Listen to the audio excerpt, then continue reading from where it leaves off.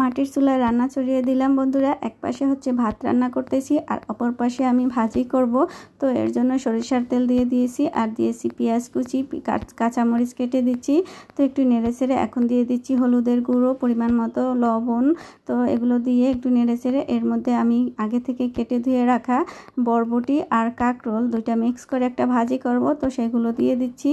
তো এগুলো দিয়ে নেড়েচেড়ে ঢাকনা দিয়ে ঢেকে রান্না করব। কিভাবে তোমরা একদম সবুজ কালার রেখে বরবটি আর কাঁকরোল ভাজি করবে সেটাই আজকে আমি তোমাদের দেখাবো। তো ঢাকনা খুলে খুলে মাঝে মাঝে এভাবে একটু নেড়েচেড়ে দিতে হবে, তাহলে আর লেগে পড়বে না আর লালও হয়ে যাবে না।